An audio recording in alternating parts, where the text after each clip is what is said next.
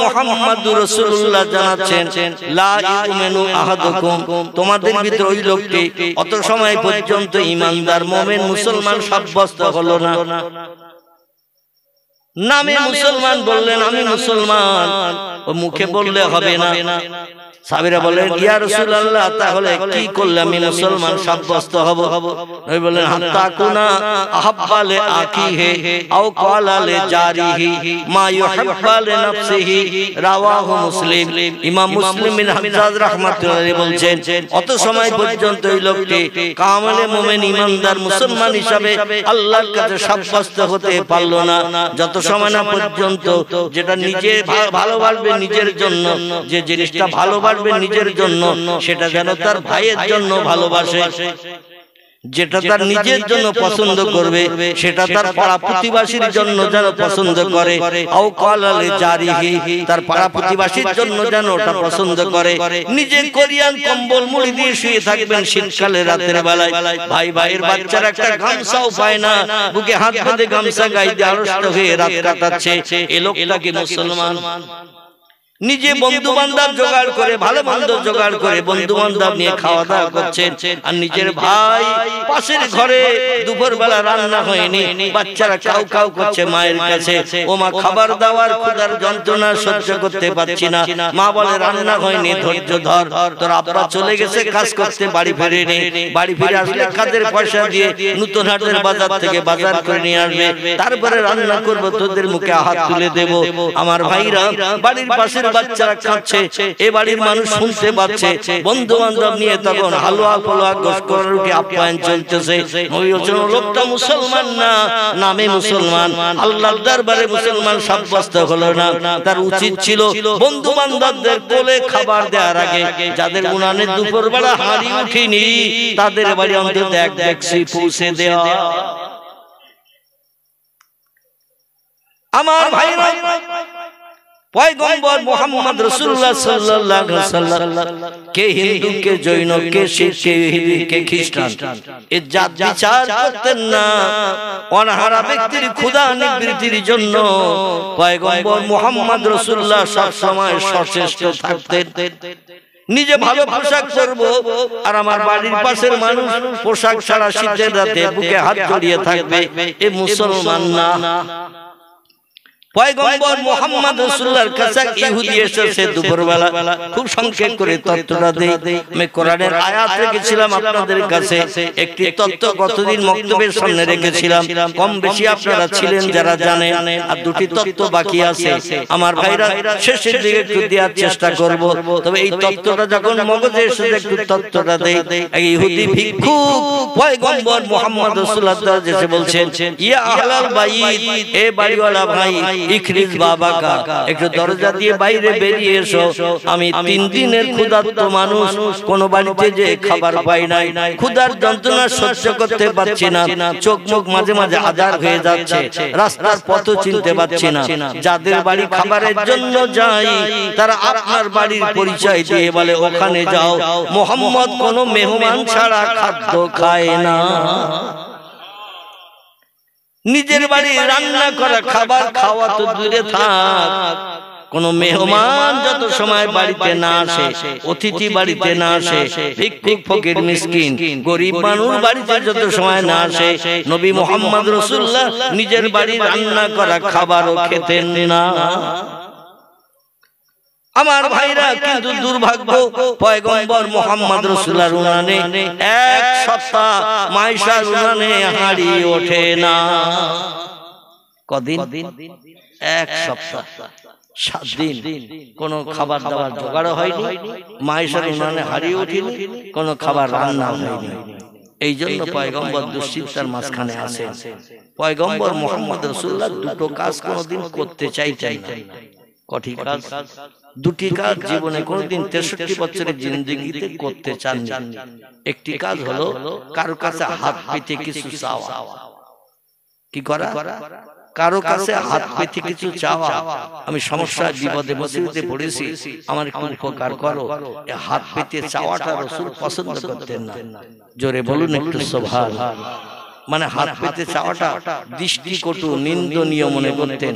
কারো কাছে হাত পেতে কিছু চাইলে আবার আমার বিরুদ্ধে কি সমালোচনা করবে, কি মন্তব্য করবে, আমি চলে গেলে তার ঠিক ঠিকানা নাই। এই জন্য কারো কাছে হাত পেতে কিছু চাইতেন না, যদিও শরীয়তে এটা হালাল। শরীয়তে কি এই কাজটা শরীয়তে হালাল, কারো কাছে হাত পেতে নিজের সমস্যার কথা জানিয়ে কিছু চাওয়া, এটা শরীয়তে হালাল। তবে এটা হলো একেবারে কম দরজার হালাল। হালালের ভিতরে একেবারে কম দরজার হালাল, নিকৃষ্ট হালাল, যদিও বৈধ কারো কাছে হাত পেতে কিছু চাওয়া, তবে এটা হলো কম দরজার হালাল, একেবারে নিকৃষ্ট হালাল। নবী এই জন্য কারো কাছে কোনো জীবনের সমস্যার কথা জানাতেন না, অভাবের কথা জানাতেন না, বিপদ মুসিবতের কথা জানাতেন না। যখন কোনো সমস্যার কথা জানানোর দরকার হতো জানাতেন কার কাছে? আলহামদুলিল্লাহ, জানাতেন তার কাছে যার মালের ভান্ডারের কোনো কমতি নাই, যার মালের ভান্ডারের কোনো কমতি নাই, তার কাছে চাইলে কি কোনো অসুবিধা আছে? আর আল্লাহ নিজেই বলেছেন কারো কাছে হাত পেতে কিছু চেয়েও না, বরং আমার কাছে চাও, আমি তোমারে কিছু দিলে আমার মালের ভান্ডারের কোনো কমতিও হবে না, পূর্বে যা ছিল তাই রয়ে যাবে, বরং আরো বেশি রয়ে যাবে। আমি শুধু কোন বলবো আবার ভর্তি হয়ে যাবে। এই জন্য তোমাদের যত সমস্যা আমার কাছে জানাও, তো আমার কাছে জানালে সমস্যার সমাধান পাবে আমার হুকুমের মান্যতা দিলে। মুয়াজ্জিনের আযানে কান দিতে হবে, রমজানের রোজা রাখতে হবে, সকাল সন্ধ্যা আধ ঘন্টা সময় দিয়ে একটু আমার বাণী কোরআন তেলাওয়াত করতে হবে, চরিত্র সংরক্ষণ করতে হবে, তাহলে কিছু চাইলে পাবে। আর জীবনে আমার হুকুম তামিল করবে না, সারা জীবন চাইলেও শস্য দানা পরিমাণ কিছুই তুমি পাবে না। বোঝা গেল?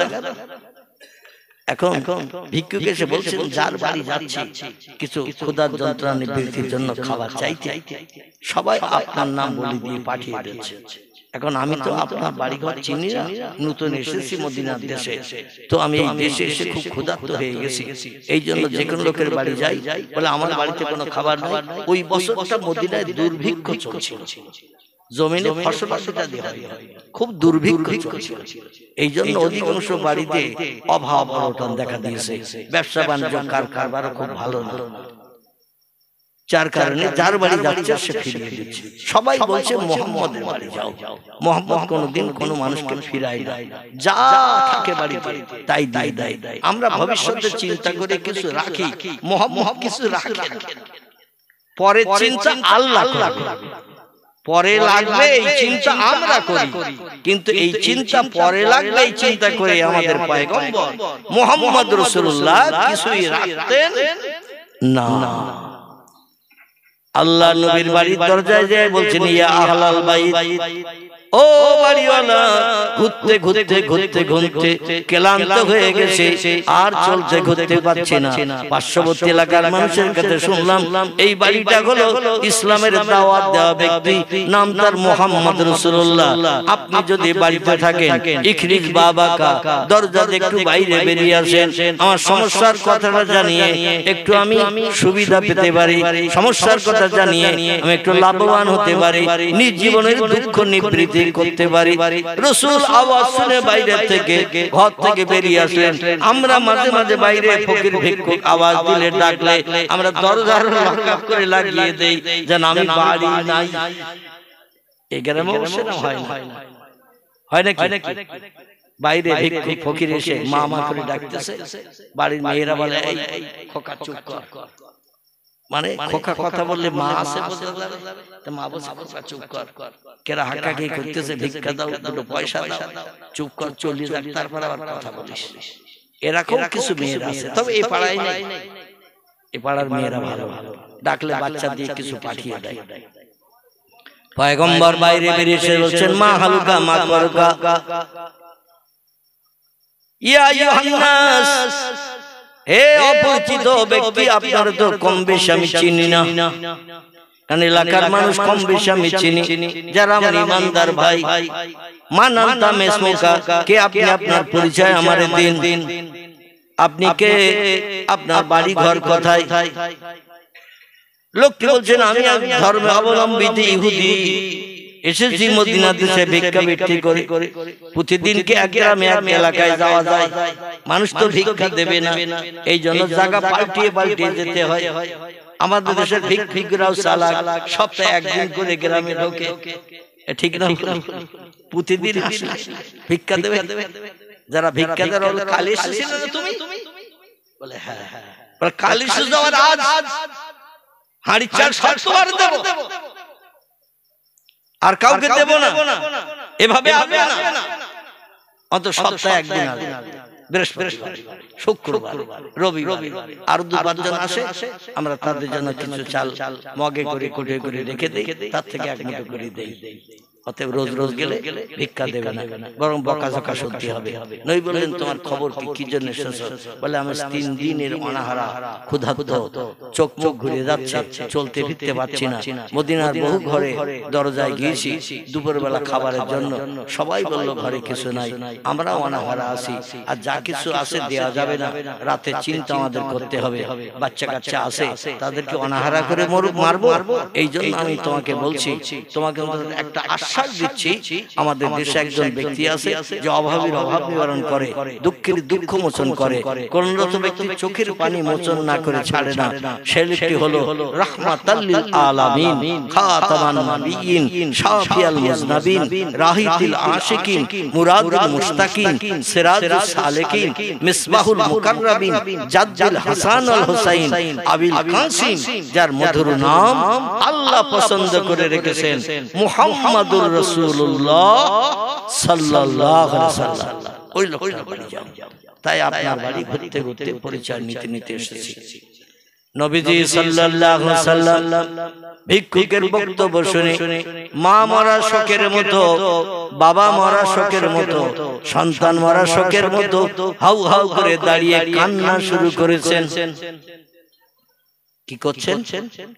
আল্লাহর নবী শোকাহত হয়ে কাঁদছেন, কারণ মায়েশার উনানে 7 দিন হাঁড়ি ওঠে না। বিশ্বনবী মুহাম্মদ রাসূলুল্লাহ স্বামী স্ত্রী এক জায়গায় বসে 7 দিন আহার করার সুযোগ পায় নাই। এই রকম সময় এক ক্ষুধার্ত ইহুদি এসেছে, 3 দিনের মতান্তরে 1 দিনের অনাহারা। কোন বর্ণনাকারীর মতে 1 দিনের অনাহারা, আবার কোন বর্ণনাকারী বলেছেন 3 দিনের অনাহারা। যার বাড়ির দরজায় এসেছেন সেই বাড়িওয়ালারা 1 সপ্তাহের অনাহারা। পয়গম্বর মুহাম্মদ রাসূলুল্লাহর ঘর থেকে একটা মেহমান ফিরে যাবে, ফকির ফিরে যাবে, এটা পয়গম্বর পছন্দ করছেন না। কেন বলুন তো? তথ্য দেখে দিতে পারবেন, যদি না পারেন তাহলে তথ্যটা দেই। আল্লাহ কোরআন পাকে জানিয়েছেন ফাম্মা সাইলা ফালা তানহার। আল্লাহ কোরআন পাকে জানিয়ে দিয়েছেন তোমার বাড়ি যদি কোনো সাইল ভিক্ষুক এতিম মিসকিন আসে, খবরদার তাকে যেন ফিরিয়ে দিও না। ফালা তানহার, খবরদার তাকে বঞ্চিত করে কিছু না দিয়ে যেন ফিরিয়ে দিও না। তুমি যদি অনাহারা ফকির এতিম মিসকিন ভিক্ষুককে যদি কিছু দাও, আমি আল্লাহ 10 গুণ প্রতিদান দেব। কগো মান জাবিল হাসানাতে ফালাহু আশরু আমসালিহা। আল্লাহ কোরআনে তথ্য কোট করে জানিয়ে দিয়েছেন, যদি আমার রাস্তায় তুমি 1 গুণ দান করো, গরীব এতিম মিসকিন অনাহারা ক্ষুধার যন্ত্রণায় কাতর, চোখ মুখ আধার হয়ে যাচ্ছে, এই ব্যক্তিকে যদি তুমি কিছু খাবার দিয়ে ক্ষুধা নিবৃত্তি করো, আমি আল্লাহ 10 গুণ খাবার তোমার হাঁড়িতে জুটিয়ে দেব। ফালাহু আশরু আমসালিহা, 10 গুণ বাড়িয়ে দেব। পয়গম্বর মুহাম্মদ রাসূলুল্লাহ তিরমিজি আবু দাউদ শরীফের হাদিসে জানিয়েছেন, কোন ব্যক্তি চা মাত্র চিন্তা ভাবনা না করে, বিবি বাচ্চার কথা খেয়াল না করে, আল্লাহর জমিনের জন্য কোরআনের ইজ্জত রক্ষা করতে যে ফাম্মা সাইলা ফালা তানহার, ভিক্ষুক ফিরিও না, এতিম মিসকিনকে ফিরিও না, এই কথার মর্যাদা রক্ষা করতে যে বিবি বাচ্চা চিন্তা না করে কোন ব্যক্তি সঙ্গে সঙ্গে যা ছিল যদি তাই বার করে দেয়, আল্লাহ 10 গুণ থেকে 70 থেকে 60 গুণের যাজা আছে বৃদ্ধি করিয়ে আল্লাহ গরীব এতিম মানুষকে, সাধারণ ব্যক্তিকে ধনী বানিয়ে দিয়ে থাকে। ধনী বানান কে? গরীব করেন কে? আল্লাহ কারবা মাথার চুল ধরে যদি টানেন, দুনিয়ার মানুষ পা ধরে যদি নিচে শোবে, ও কি নিচে আসবে না উপরে উঠবে? আবার আল্লাহ যদি কারো মর্যাদা সম্মান আত্মসম্মান নষ্ট করেন, দুনিয়ার হাজার মানুষ যদি তার সম্মান মর্যাদা দেয়, ও কি সম্মানিত হতে পারবে? কোনদিন পারবে না। আল্লাহ যেটা করেন সেটাই আমাদের নসিবে জুটে যায়। ভিক্ষুক বলছেন মা পুকা ইয়া আহলাল বাইত, ও বাড়িওয়ালা ভাই, কত বাড়িতে গেলাম খোদা নিবৃত্তির জন্য, এক একজন মানুষ এক একটা ছলনা করে আমারে ফিরিয়ে দিল, ঘরে খাবার থাকতেও দিল না, বরং অন্য লোকের বাড়ি দেখিয়ে দিল। তারা এক একজন এক এক রকম ছলনা করলো। আপনি আজকে কান্না ছলনা করছেন যাতে আমি ফিরে যাই। ভিক্ষুক এই কথাটা বলছেন, আপনি আমার সামনে কাঁদছেন যাতে আমি ফিরে যাই। তো ফিরে যাওয়ার কোথায় যাব, কার বাড়ি যাব? এই মদিনায় তো ভিক্ষুকের অভাব নিবারণের জন্য, দুঃখ মোচনের জন্য আর কেউ আসে বলে আমার তো জানা নাই। সবাই আপনার পরিচয় দিল, বড় বুকে আশা বেঁধে এসেছিলাম আপনার দরজায়, আর আপনি কান্নার ভান করে চোখ দিয়ে টপ টপ করে পানি ফেলছেন। কোন বিপদ মুসিবত না, অভাব অনটন না, দুঃখ দুর্দশা না, এইভাবে কান্নার ভান কোথা থেকে ট্রেনিং নিয়ে শিখেছেন? না কেঁদে তো আপনি বলতে পারতেন অন্য লোকের বাড়ি যেমন কিছু নাই, আমার বাড়িতেও কিছু নাই, এই জন্য তোমাকে আমি দেব, এমন কিছু আমার ঘরে নাই, বললেই তো অন্য লোকের মতো মিটে যেত। কিন্তু আপনি কাঁদছেন কেন? মা পুকা ইয়া আহলাল বাইত, কে আপনারে কাঁদালো? কেন চোখের পানিতে বক্ষ পেলাপিলা করছেন? রাসূল ডেকে বলে, ইহুদি ভাই, আপনি কদিনের অনাহারা? বলে আজকে সকাল থেকে নেই, সন্ধ্যা হয়ে আসছে, বেলা অপরাহ্ন হয়ে গেছে, ঘুরে ঘুরে কোথাও খাবার পাই নাই, এই জন্য আমি একদিনের অনাহারা।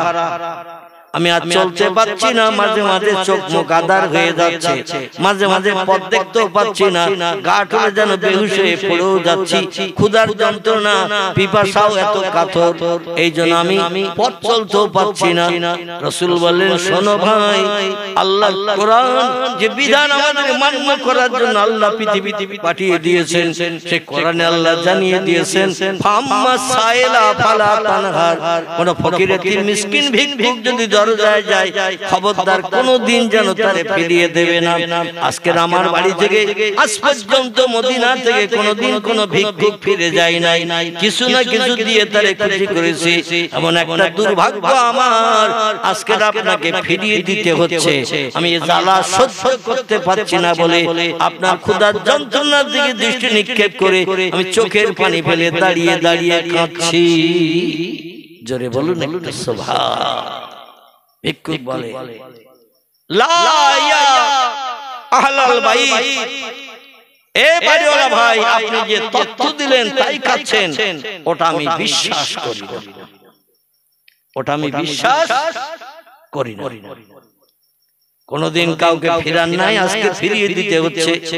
এই জ্বালা সহ্য করতে পারছেন না বলে কাঁদছেন, এটা আমার বিশ্বাস হয় না।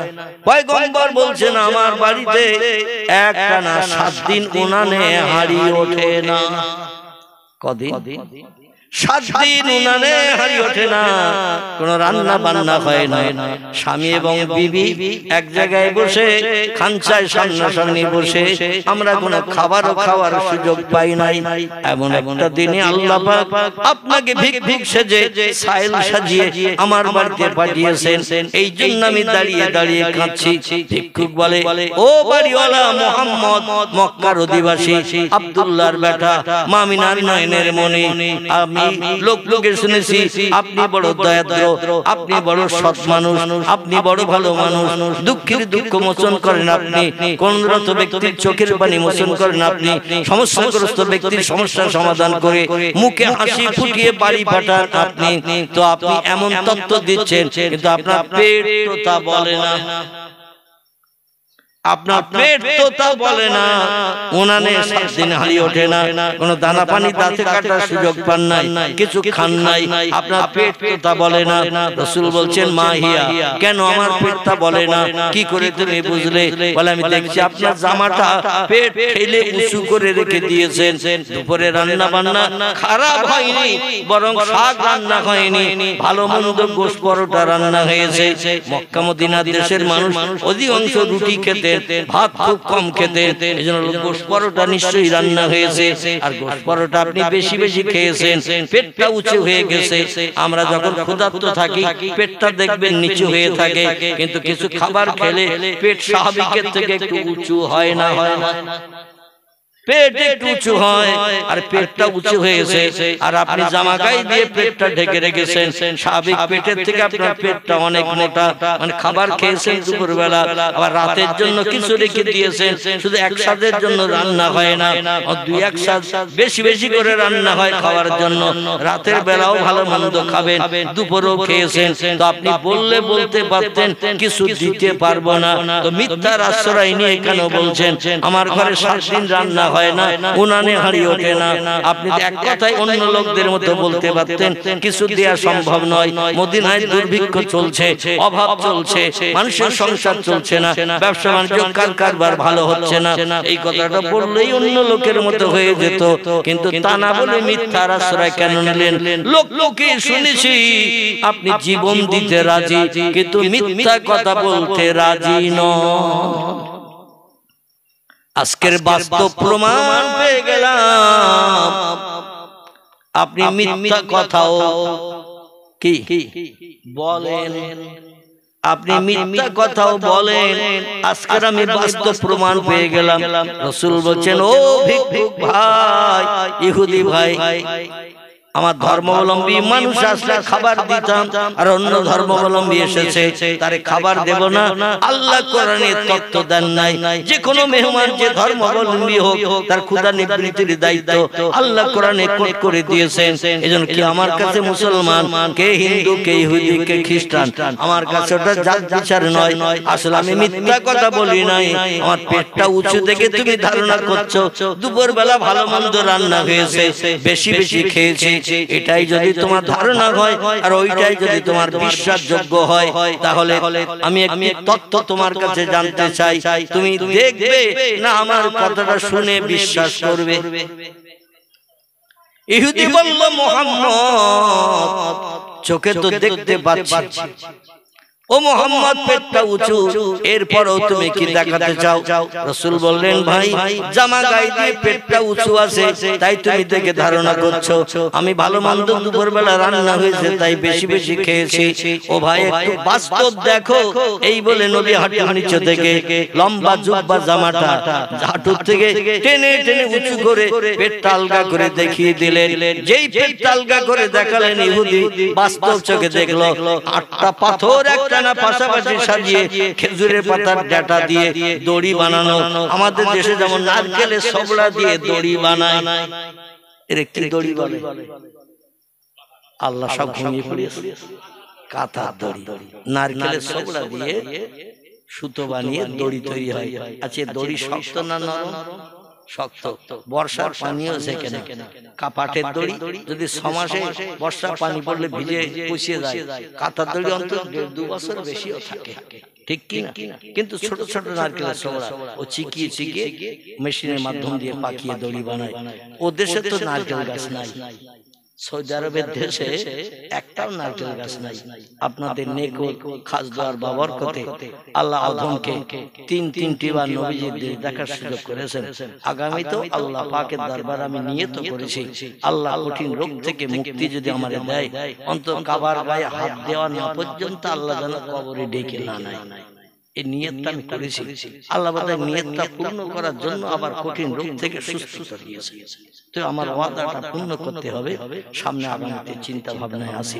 তো 3-3টি বার নবীজির দেশে আমি গেছি, যে চারিদিকে আমি পায়ে হেঁটে হেঁটে কাবা শরীফের পার্শ্ববর্তী এলাকায় 10-11 কিলোমিটার পর্যন্ত পায়ে হেঁটে হেঁটে ঘুরে ঘুরে বেরিয়েছি। কেন বলুন তো? কেউ হাঁটে না, কিন্তু আমি কাবা শরীফ থেকে চতুর্দিকে 11-12 কিলোমিটার রাস্তা পর্যন্ত পায়ে হেঁটে হেঁটে ঘুরেছি। এই জন্য ঘুরেছি, এই দেশের নবীজি নিজেও পায়ে হেঁটে ঘুরেছেন 53 বছর বয়স পর্যন্ত। ক বছর? 53 বছর বয়স পর্যন্ত পয়গম্বর এই দেশের জমিনে দ্বীনের দাওয়াত দিতে, কলেমার দাওয়াত দিতে, ইসলামের কথা বলতে দেশের মানুষের ঘরের দরজায় দরজায় পয়গম্বর পৌঁছে গেছে। নবীজি যে দেশে পায়ে হেঁটে বেরিয়েছে, বিশ্ব নবীর স্মৃতি চিহ্ন এখন মক্কা শরীফে বিদ্যমান, মদিনা শরীফে বিদ্যমান। এই স্মৃতি চিহ্নগুলো বাস্তব চোখে দেখার জন্য আমার ভাইয়ের একটু অধম পায়ে হেঁটে হেঁটে ঘুরে বেরিয়েছি। এছাড়া মদিনা থেকে শুরু করে, তায়েফ থেকে শুরু করে, আমার ভাই জিরানা থেকে শুরু করে বিভিন্ন এলাকায় আল্লাহ অধমকে ঘুরিয়েছেন। আরাফাতের ময়দান থেকে শুরু করে পার্শ্ববর্তী এলাকায় ঘুরিয়েছেন। একটা নারকেল গাছ আমি নজরে দেখতে পাই নাই। তবে রাস্তার মাঝখানে ওয়ান ওয়ে রোড, একদিকে গাড়ি যায় আর একদিকে গাড়ি আসে। আমাদের কলকাতায় আসে না এমন রোড? এই সমস্ত রোডের মাঝখানে যেটা আছে, মাঝখানে যে জায়গাটা, এখানে বিভিন্ন ফুল গাছ টাছ এটা ওটা। আমাদের দেশে সুপারি গাছ, নারকেল গাছ নয়, সুপারি গাছের মতো এরকম ধরনের সাবু গাছ টাছ এটা ওটা সব ওই মাঝখানে লাগানো থাকে না। সৌদির দেশে মাঝখানের ওই ফুটপাতে, সেখানে মানুষ চলে না, তবে মাটি দিয়ে ফুটপাতে তৈরি করা রয়েছে। এখানে লাগানো আছে শুধু খেজুর গাছ। কি গাছ? প্রধান ফসল হলো মক্কা মদিনার দেশে, সে ফসলটির নাম হলো খেজুর। খেজুর খেজুর এজন্য খেজুর গাছ লাগানো রয়েছে। অন্য কোন গাছ নজরে দেখতে পাওয়া যায় না, যার কারণে নারকেল গাছের কোন নাম নিশানা টোটাল সৌদি আরবের দেশে নাই। আমার ভাইরা, পয়গম্বর মুহাম্মদ রাসূলুল্লাহ সাল্লাল্লাহু আলাইহি ওয়াসাল্লাম নারকেলের ছোবড়ার কোনো ব্যবস্থা নাই, খেজুরের ডাঁটার ব্যবস্থা আছে। কারণ খেজুর গাছ হয়, তাই খেজুর গাছের ডাঁটা চিকিয়ে সুতো করে দড়ি বানিয়ে সেই দড়ি ওদের কাজে ব্যবহার হয়। সেই দড়ি দিয়ে 8খানা পাথর উপরি করে সাজিয়ে দড়ি দিয়ে পিঠের দিক থেকে বেঁধে রেখে দিয়েছে। জোরে বলা যাবে না একটু সুবহানাল্লাহ। একে তো ক্ষুধার্ত 7 দিনের অনাহারা, তারপরে উনানে হারিয়ে ওঠে না, কোন খাবারের ব্যবস্থা নেই। নবী সাহাবীদের কাছে কিছু চাইলে দিতেন না। সাহাবীরা নবীর জন্য তো পাগল। বিশ্ব নবী যেটা করেন সেটা সারা করেন। বিশ্ব নবী যেটা খান ওটাই তারা দুপুরবেলা রান্না করে। নবী খাচ্ছে শাক আর আমরা খাবো গোশত। আল্লাহ নবী বলছেন, লা ইউমিনু আহাদুকুম হাত্তা কুনা আহাব্বা ইলাইহি মিন ওয়ালিদিহি ওয়া ওয়ালাদিহি ওয়ান নাসি আজমাইন। রাওয়াহু মুসলিম। ইমাম মুসলিম বিন হাজ্জাজ রাহমাতুল্লাহি আলাইহি বিশ্ব নবীর জবানি হাদিস শরীফে নকল করেছেন। আল্লাহ নবী বলছেন, লা ইউমিনু আহাদুকুম, অত সময় পর্যন্ত তোমাদের ভিতরে ওই লোকটি কামেলে মুমিন, ঈমানদার সাব্যস্ত হলো না, আল্লাহ প্রেমিক, আল্লাহ ওয়ালা হতে পারলো না, হাত্তা আকুনা আহাব্বা ইলাইহি, যত সময় না পর্যন্ত ওই লোকটি আমি মুহাম্মদ আমারে ভালো না বাসবে।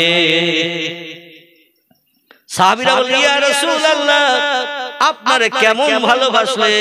আপনি তো আপনার ভালোবাসার কথা বলছেন, আপনাকে কেমন ভালোবাসলে আমরা ঈমানদার মুমিন সাব্যস্ত হব আর ঈমানদারদের জন্য ঠিকানা হবে জান্নাত? ঠিক কি না? ঈমানদারদের জন্য ঠিকানা হবে জান্নাত। কেমন আপনাকে ভালোবাসতে হবে?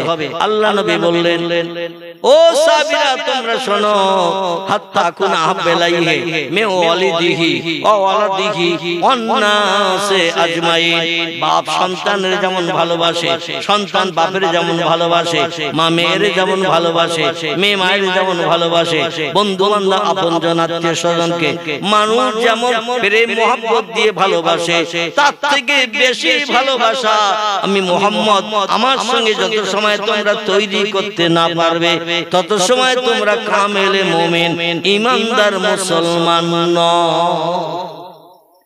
আচ্ছা, নবীর এই কথাটা মূল্য কি আমরা কেউ দিতে পেরেছি? স্ত্রীর থেকে আল্লাহ নবীকে বেশি ভালোবাসতে পেরেছি? সন্তানের থেকে আল্লাহ নবীকে বেশি ভালোবাসতে পেরেছি? আমরা বাঁচতে পারি না, বন্ধু বান্ধবের থেকে পয়গম্বরকে বেশি ভালোবাসতে পারি নাই, বাপ মায়ের থেকে আমরা বেশি ভালোবাসা আল্লাহ নবীকে বাসতে পারি নাই।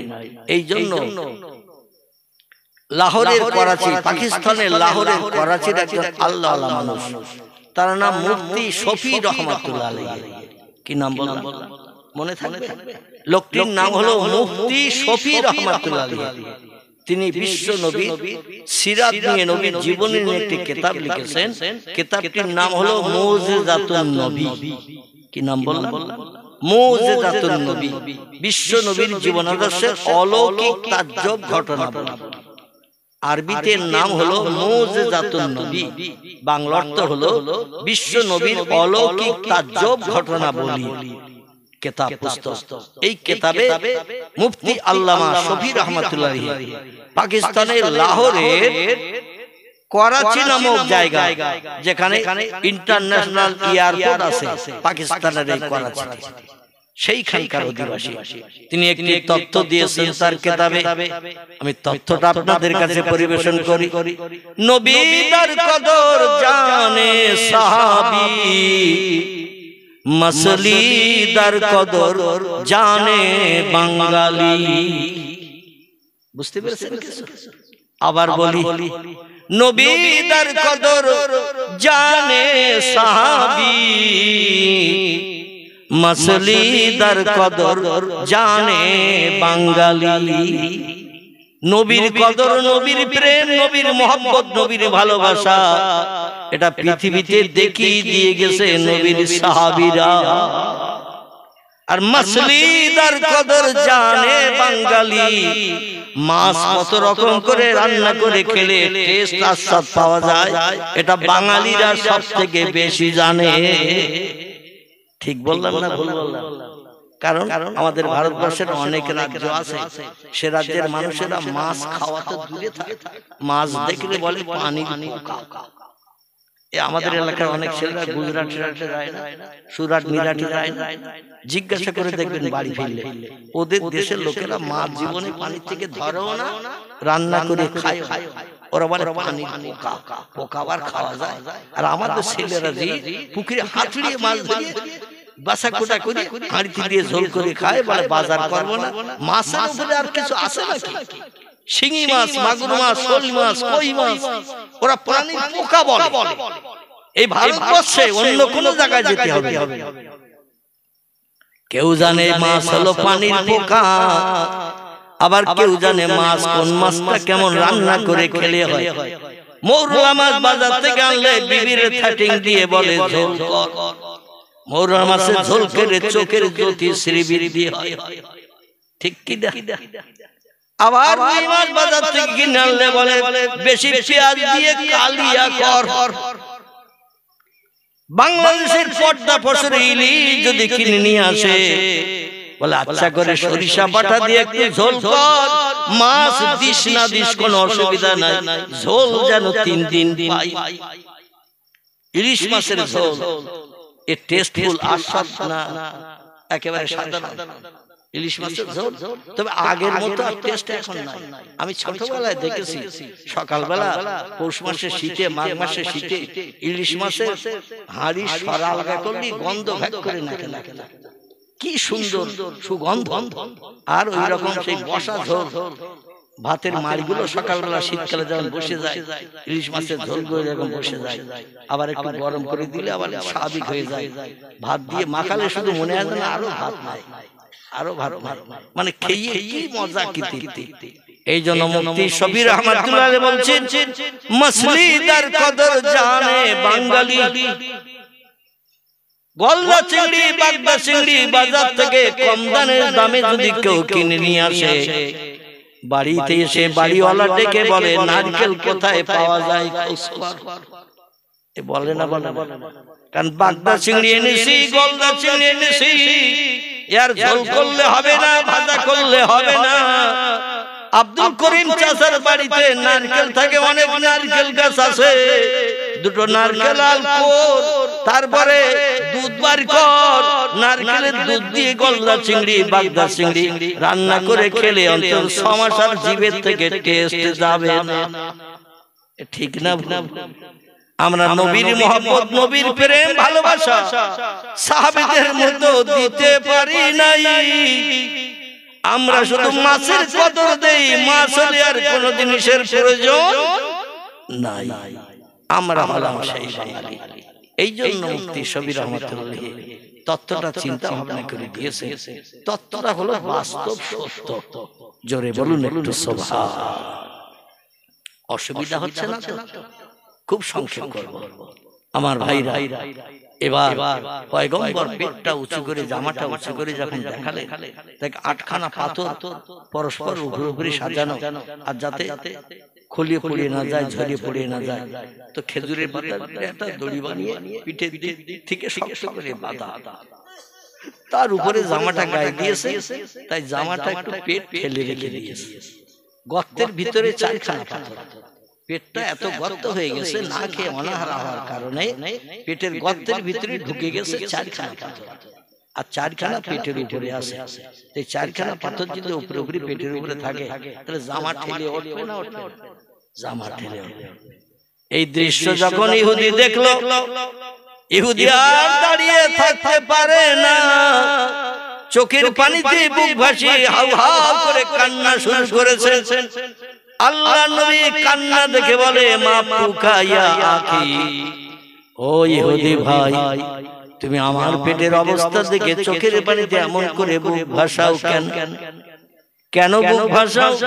ইহুদি বলে, মুহাম্মদ, আমি জামার ভিতরের পেট দেখে বুঝতে পারছিলাম না। জামা উঁচু করে যখন পেট দেখালেন, বাস্তব আপনার তত্ত্বটার সঙ্গে মিল পেয়ে গেছি। কারণ 8খানা পাথর উপরে করে দড়ি দিয়ে বাঁধার কারণে পেটটা উঁচু ছিল। আর আমি ধারণা করছিলাম দুপুরে রান্না ভালো হয়েছে, খেয়েছেন বেশি। মুহাম্মদ 8 দিনের অনাহারা, মতান্তরে 7 দিনের অনাহারা। একটা ভিক্ষুক 1 দিনের অনাহারা, তার বাড়ির দরজায় এসেছে, কোরআনে হারিয়ে ওঠে নাই। তবু ভিক্ষুকের ক্ষুধা নিবৃত্তির জন্য কাছে আল্লাহর কোরআনের মর্যাদা বাস্তবে পৃথিবীর মানুষের কাছে দেখিয়ে দিতে আমি আর ইহুদি ধর্মে থাকতে চাই না। আপনার ধর্মে আমার দীক্ষা দিন। আপনার মতো সৎ মানুষ, ভালো মানুষ, আদর্শবান পুরুষ এই পৃথিবীতে আর দুজন নাই। নারায়ে তাকবীর, নারায়ে তাকবীর। দ্বীন ইসলাম, দ্বীন ইসলাম। আল্লাহ আপনাদের সকলকে বিশ্বনবীর আদর্শের অনুসরণ, অনুকরণ, অন্তত কিছু করার তৌফিক দান করেন। সকলে বলুন আমিন। আমার ভাইরা, এই নবী মুহাম্মদ রাসূলুল্লাহ আল্লাহর কাছে কিছু চাইলে আল্লাহ দেবে না, বঞ্চিত করবে? আর আমরা যদি ভিক্ষুকের আওয়াজের প্রত্যুত্তর না দিয়ে চুপ করে, বাচ্চারে বলে চুপ করে থাক, চলে যাক, তারপর কথা বলিস, আল্লাহ আমাদের দেবে তো নাকি কিছু চাইলে? আল্লাহ বলেন, আমার ভিক্ষুক হলো আমার মেহমান, ভিক্ষুক হলো আমার মেহমান, মেহমানের ফিরিয়েছো, তোমারও বঞ্চিত করব। এই পয়গম্বর মুহাম্মদ রাসূলুল্লাহ মসজিদে নববীর ভিতরে জায়নামাজের পাটি পেতে মাগরিবের নামাজ শেষ হয়ে গেছে। কিসের নামাজ? মাগরিবের নামাজ শেষ হয়ে গেছে। আলী মুর্তজা বসে বসে খাচ্ছেন। আল্লাহ নবী বলছেন, মা পুকা ইয়া আলী ইবনে আবি তালেব, এ আবু তালেবের বেটা আলী, মদিনার জমিনে মসজিদে নববীতে মাগরিবের নামাজ আদায় করে তুমি খাচ্ছ কেন? আলী বলছেন, ইয়া রাসূলুল্লাহ, অভাবের তাড়নায় পড়ে, সংসারের দুস্থতার অভাবে দিকে দৃষ্টি নিক্ষেপ করে, ইয়া রাসূলুল্লাহ, আমার 2 বেটা হাসান হুসাইন কাকে ইহুদির বাড়ি জামিন রেখে আমি 200 দিরহাম কর্জ করে ধার করে নিয়ে এসেছিলাম। মেয়াদ ছিল আজকের দিনের সূর্য আদায়ের আগ মুহূর্ত পর্যন্ত, কিন্তু সূর্য অস্তমিত হওয়ার আগে মদিনার বিভিন্ন সাহাবীদের কাছে, আপনার মহব্বতের সঙ্গীদের কাছে, আমি বিভিন্ন ভাইদের কাছে গেছি, মুসলিম ভাইদের কাছে, যে বললাম অন্তত আমাকে 100 দিরহাম কর্জ দাও। একজন যদি 200 দিতে না পারো 100 দিরহাম কর্জ দাও, আমি নবীর জামাই আলী মুর্তজা তোমার ঋণ পরিশোধ করব ইনশাআল্লাহ। বড় বিপদগ্রস্ত হয়ে হাত পাচ্ছি, যেটা নবী পছন্দ করে না কারো কাছে হাত পাতা, কিন্তু চরম বিপদে মুসিবতে পড়ে হাত পাচ্ছি। কারণ আজকের দিনটা চলে গেলে, সন্ধ্যায় সূর্য অস্তমিত হয়ে গেলে, রাতের আধার নেমে আসলে আমার দুই বেটা ইমাম হাসান হোসেন আর ঘরে ফিরবে না। তার জনম দুঃখিনী মা হযরতে ফাতেমারে মা বলে ডাকতে পারবে না, আমার আব্বা বলে ডেকে কলিজার তুষের আগুন নিবারণ করতে পারবে না। হাসান হোসেন ইহুদির বাড়ির দাস, গোলাম, চাকর, মানদার হয়ে যাবে। এই জন্য 200 দিরহাম সূর্য ডোবার আগে নিয়ে চলে যেতে হবে। তোমাদের ঘরের দরজায় এসেছি নবীর জামাই হয়ে, মান সম্মান ইজ্জতে লাথি মেরে অন্তত 200 দিরহাম আমারে কর্জ দাও। সবাই বলল অভাবের বছর, বড় অভাবের বছর, ফসল আদি হয় নাই, ব্যবসা বাণিজ্য কারবার ভালো চলে না, দুর্ভিক্ষ চলছে, আমাদের 100 দিরহাম 50 দিরহাম দেওয়ার মতো ক্ষমতা নাই। আমার ভাইরা কেউ দিতে পারলো না, কিন্তু বেলা হাসি মসজিদে নববীতে খোঁজ করতে করতে, পয়সা ঋণ করতে যেতে আমার ভাইরা মাগরিবের আযান ধ্বনি আলীর কর্ণগোচর হয়েছে। হাইয়া আলাস সালাহ, হাইয়া আলাস সালাহ। আরবি ভাষা, এর বাংলা অর্থ হলো নামাজের জন্য ধাবিত হও, আল্লাহর রাজা মন্দিরের জন্য দৌড়িয়ে মসজিদে চলে এসো। যেখানে কাতারবদ্ধ হয়ে জামাতে নামাজ হয়, আল্লাহর রাজা মন্দির করো, কারণ হাইয়া আলাল ফালাহ, ওই নামাজ আদায় করলে, আল্লাহরে খুশি করলে, আল্লাহ তোমাকেও খুশি করবে। আলী বলল আর মানুষের দরজায় যাওয়া যাবে না। আল্লাহর রাজা মন্দির আওয়াজ এসেছে হযরতে বেলালের কণ্ঠে, যে বেলালের তোতলা জবানের কণ্ঠের আওয়াজ এই তামাম পৃথিবীর মহাশূন্য পেরিয়ে এক একটা মাঝখানের মহাশূন্য যেমন ফাঁকা, এক একটা আকাশ তেমন পুরো। তাফসীরে ফি জালালুল কোরআন, বিখ্যাত কোরআনের তাফসীর, তাফসীরে রুহুল বায়ান, তাফসীরে মাওজিহুল কোরআন, তাফসীরে বায়ানুল কোরআন, বিখ্যাত কোরআনের তাফসীরের ভিতরে লেখকেরা লিখেছেন এই পৃথিবীর জমিন থেকে নীল আকাশ যতটা ফাঁকা, একটা আকাশ ততটা পুরো, তার উপরে আবার ততটা ফাঁকা, আবার একটা আকাশ ততটা পুরো, তার উপরে আবার ততটা ফাঁকা, আবার একটা আকাশ ততটা পুরো। আল্লাহ জি খলাকা সাবআ সামাওয়াতিন তিবাকান, জোরে বলুন একটু সুবহান। আল্লাহ বলছেন আমি মাঝে মাঝে ফাঁকা দিয়ে দিয়ে আকাশ বানিয়েছি। কটা আঙ্গুল দেখছেন তো নাকি? এই কটা আকাশ বানিয়েছি। এই আকাশের পরে তার উপরে আবার মহাশূন্য ফাঁকা একটি জায়গা বানিয়েছি, নাম তার সিদরাতুল মুনতাহা। কি নাম বললাম? সিদরাতুল মুনতাহা।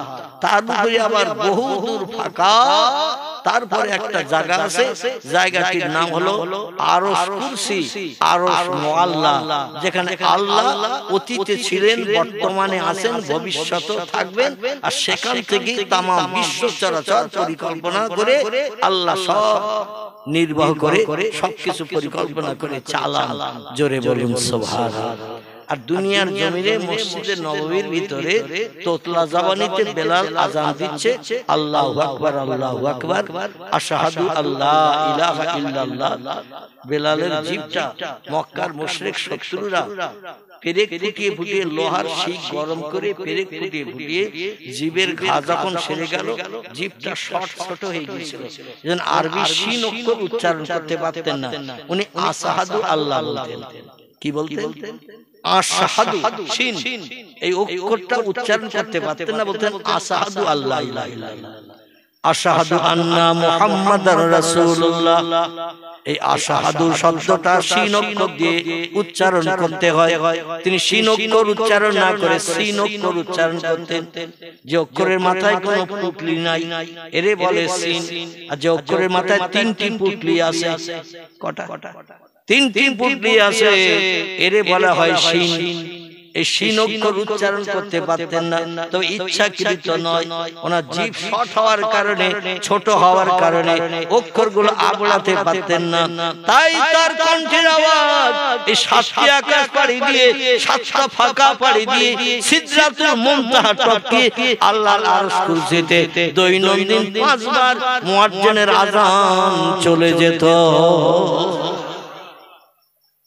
আল্লাহর দরবারে যদি এই সাতটা আকাশ পাড়ি দিয়ে সিদরাতুল মুনতাহা টপকে আল্লাহর আরশ পাকে যদি আওয়াজ যায়, আল্লাহওয়ালা মানুষদের কানে আওয়াজ যাবে না? যাবে না? আল্লাহওয়ালা মানুষদের কানে আওয়াজ যাবে। রাসূল বললেন জুল হালাইফে তোমার বসবাসের জন্য ভাড়া বাড়ি ঠিক করেছি, ওইখানে ফতে বাড়ি নিয়ে তুমি বসবাস করো। আলী বললেন ইয়া রাসূলুল্লাহ, এই মদিনা থেকে 8 কিলোমিটার দূর, অনেক দূরের রাস্তা, সেইখানে ভাড়া বাড়ি ঠিক করেছেন, আর প্রতি ওয়াক্তে আমার নামাজ পড়তে আসতে হবে, আমার ঘোড়া নাই, উট নাই, কোনো যানবাহন কিছুই নাই, আমি গরিব দুঃখী, মায়েশার ঘরে রান্না হলে আমি পেতাম, যেদিন রান্না হতো না আপনিও অনাহারা থাকতেন, আমি অনাহারা থাকতাম, আরে এত দূরে ঘর বেঁধেছেন, আমি সেখান থেকে প্রতি ওয়াক্তে আপনার পিছনে জামাতে শরীক হব কি করে? রাসূল বললেন আলী রে ওয়ালা তাহজান ওয়ালা তাখাব ইয়া আলী, ও আলী চিন্তা করো না, ভয় করো না, মান কানা লিল্লাহ, যে লোকটি আল্লাহর আপন হয়ে যায়, কানা আল্লাহু লাহু, আল্লাহ তার আপন হয়ে যায়। ও আলী, বেলাল মসজিদ নববীতে যখন আযান দেবে খালি মুখে, ওই আযানের আওয়াজ হাওয়ার মাধ্যম দিয়ে 8 কিলোমিটার দূরে জুলহলাই বস্তিতে আল্লাহ তোমার কানে আগে পৌঁছে দেবে।